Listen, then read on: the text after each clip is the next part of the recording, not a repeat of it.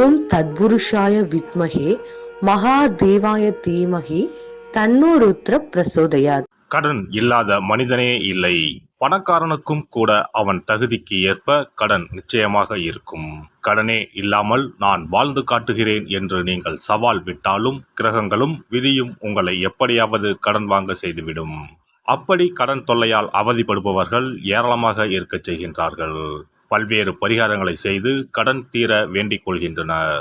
என்ன செய்தாலும் அவர்களுடைய கடன் மட்டும் தீர்ந்தபாடில்லை என்று புலம்புபவர்களுக்கு மிக எளிதாக செய்யக்கூடிய பரிகாரங்களை இந்த பதிவின் மூலம் பார்க்கலாம். கடன் வாங்காத மனிதர்களே இருக்க முடியாது என்பதுதான் யதார்த்தம். மனிதர்கள் மட்டுமா, எல்லா நாடுகளும் கூட கடன் வாங்குகின்றன. ஆனானப்பட்ட திருப்பதி வெங்கடாஜலபதி சுவாமியே கடன் வாங்கித்தான் கல்யாணம் செய்து கொண்டார். எனவே கடன் வாங்குவது சகஜம். அதை கட்டுப்பாட்டுக்குள் வைத்து வாழ்க்கையை செவ்வனே நடத்த வேண்டும் என்பதே பெரியோர்களின் கட்டளை. பசியோடு கூட உறங்கலாம், கடனோடு உறங்காதே என்பது ஆன்மீகம் காட்டும் அறிவுரை. ஜோதிடத்தில் நமது முன்னோர்கள் மிக முக்கியமான விஷயங்களை சூட்சமான முறையில் சொல்லியிருக்கிறார்கள். ஒவ்வொரு ராசிக்கும் கடன்கள் அடைவதற்காக என்னென்ன செய்ய வேண்டும், எவையெல்லாம் செய்யக்கூடாது, எந்தெந்த கடவுளை வழிபடலாம் என்ற பரிகார முறைகளையும் சொல்லியிருக்கிறார்கள். ஒவ்வொரு ராசிக்கும் 2ஆம் வீடு தனஸ்தானம் என்று அழைக்கப்படுகிறது. இதன் மூலம் ஒருவரின் பொருளாதாரம் சம்பந்தமான விஷயங்களை தெரிந்து கொள்ள முடியும். ஒவ்வொரு ராசியின் 6ஆம் வீடு ரண ருண ரோகஸ்தானம் என்று அழைக்கப்படும். ஒவ்வொருவருடைய மன சம்பந்தமான வலி, உடல் சம்பந்தமான வலி, ஆரோக்கியம், கடன் போன்றவைகளை நாம் 6ஆம் இடத்தின் மூலமாக தெரிந்து கொள்ளலாம்.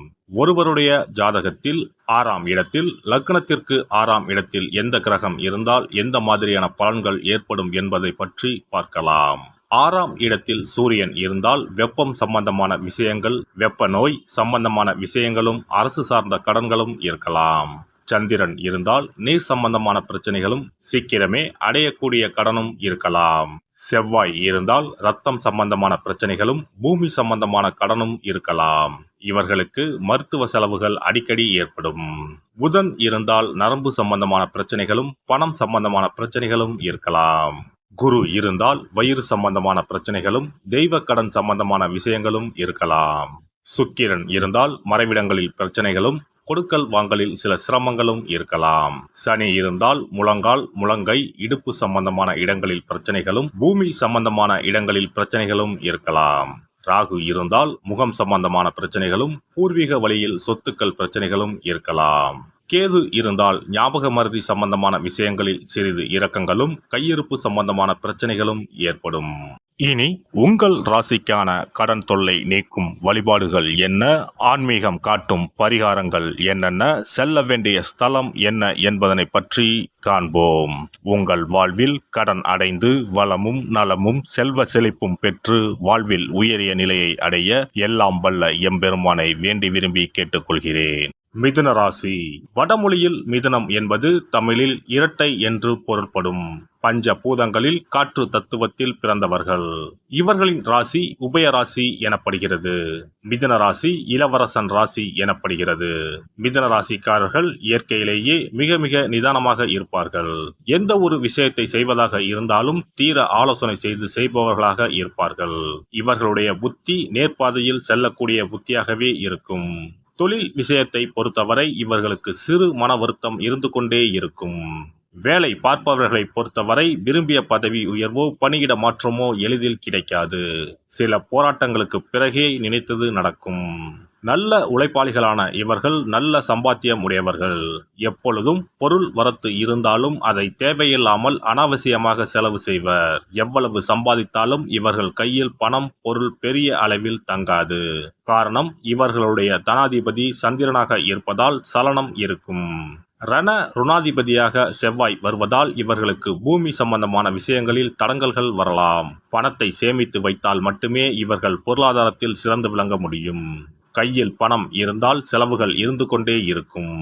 இவர்கள் வளர்ப்பிறையில் செவ்வாய் வியாழன் ஆகிய நாட்களிலும், தேய்பிறையில் புதன் வெள்ளி ஆகிய நாட்களில் கடன் வாங்குவது கொடுப்பதை தவிர்க்கவும். கடன் அடைவதற்கான பரிகாரம், முருகனை வழிபட்டால் நன்மைகள் ஏற்படும். கிழக்கு வடக்கு ஆகிய திசைகளில் நின்று கடனை அடைப்பது நன்மை தரும். திங்கள் புதன் வெள்ளி ஆகிய கிழமைகளில் கடனை அடைப்பதை தொடங்கினால் சீக்கிரம் கடன் அடையும். மிதுன ராசிக்காரர்கள் செவ்வாய் ஹோரையில் செவ்வரளி மலரை முருகனுக்கு சமர்ப்பித்து கந்த சஷ்டி கவசம் பாராயணம் செய்வது அனுகூலத்தை கொடுக்கும். வேல் மாறல் வகுப்பு பாராயணம் செய்வது மாற்றத்தை கொடுக்கும், கடன்களை அடைக்கும். புதன் மற்றும் சுக்கிரன் ஹோரைகளில் கடனை ஆரம்பிக்க துவங்குவது நன்மையை கொடுக்கும். பழனி தண்டாயுதபாணி சுவாமி திருக்கோவிலுக்கு சென்று தரிசித்து வாருங்கள், நல்லதே நடக்கும். தினசரி சிறிது தயிர் சேர்த்து குளித்து வரவும், கடன்கள் நீங்கும். மாலை வேளையில் சூரிய தரிசனம் அஸ்தமனத்துக்கு முன் செய்து வரவும். சிறப்பு வழிபாடு. குலதெய்வ வழிபாடு குறைகளை தீர்க்கும். முந்தைய வினைகளின் காரணமாக உண்டான கடன் தொல்லைகளிலிருந்து மீள குலதெய்வ வழிபாடு உங்களுக்கு துணை செய்யும். 3 பௌர்ணமிகள் தொடர்ந்து குலதெய்வ வழிபாடு செய்து வந்தால் கடன் தொல்லை படிப்படியாக குறையும். ஆண்டுக்கு ஒரு முறையாவது கட்டாயம் குலதெய்வ கோவிலுக்கு சென்று வர வேண்டும். குலதெய்வ கோவில் தூரமாக இருப்பவர்கள் அல்லது குலதெய்வமே தெரியாதவர்கள் 5 முக விளக்கு வைத்து நெய்யிட்டு தீபமேற்றி முடிந்த அளவு படையலிட்டு வழிபட வேண்டும். இப்படி 9 பௌர்ணமிகள் வழிபட்டு வந்தால் கட்டாயம் கடன்கள் அடைபடும். அது மட்டுமின்றி வரவேண்டிய கடன் பாக்கி இருந்தாலும் வசூலாகும். சங்கடங்கள் தீர்க்கும் சக்கரத்தாழ்வார் வழிபாடு. சனி மற்றும் புதன் கிழமைகளில் பெருமாள் கோவிலுக்கு சென்று அங்குள்ள சக்கரத்தாழ்வாரை தரிசித்து மனமுருகி வேண்டுங்கள்.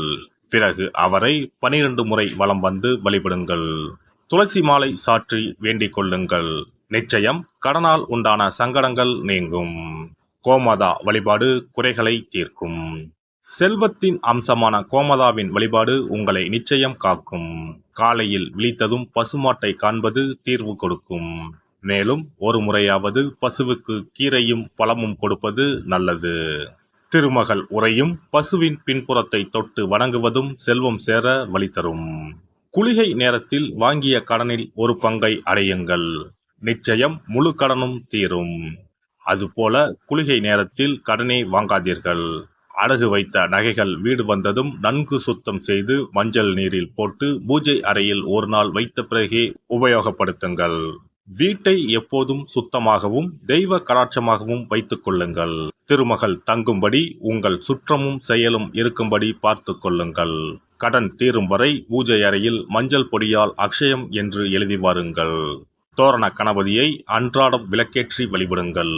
சதுர்த்தி நாட்களில் நைவேத்தியம் சமர்ப்பித்து வழிபடுங்கள், நிச்சயம் கடன் தீரும். ருண விமோசன பைரவர் வழிபாடு கட்டாயமாக உங்களின் எல்லா கடன்களையும் தீர்க்க உதவும். அதுபோல பிரதோஷ வழிபாடு நிச்சயம் எத்தனை பெரிய கடன்களையும் படிப்படியாக தீர்க்க உதவும். அதுபோல பஞ்சமி தினத்தில் அம்பிகையை எண்ணி விளக்கேற்றி வழிபட்டால் கடன் பிரச்சனைகள் தீரும். வெண்கலம் அல்லது பித்தளை விளக்கு வாங்கி வசதியில்லாத சிவாலயத்துக்கு தானம் கொடுக்கலாம். செவ்வாய் பகவானின் திருவருள் இருந்தால் கடன் இல்லாத வாழ்க்கை அமையும். விரய செலவுகள் குறையும். எனவே செவ்வாய் தோறும் செவ்வாயின் அதிபதியான முருகப்பெருமானை வணங்கி வேண்டலாம். சஷ்டி கவசம் பாடி சஷ்டி விரதம் இருப்பதும் கடன் சுமைகளை அறவே ஒழித்துவிடும். எல்லாம் வல்ல இறையருளால் நீங்களும் உங்கள் அன்பு குடும்பமும் உடல் நலம், நீலாயுள், நிறை செல்வம், உயர் புகழ், மெய்ஞானம் ஓங்கி வாழ்க வளமுடன். இந்த வீடியோ பதிவு உங்களுக்கு பிடித்திருந்தால் லைக் பண்ணுங்க, கமெண்ட் பண்ணுங்க, ஷேர் பண்ணுங்க, மறக்காம சப்ஸ்கிரைப் பண்ணுங்க, பக்கத்துல இருக்கிற பெல் பட்டனை கிளிக் பண்ணுங்க. நன்றி, வணக்கம். ஓம் நமச்சிவாய. சிவாய நம.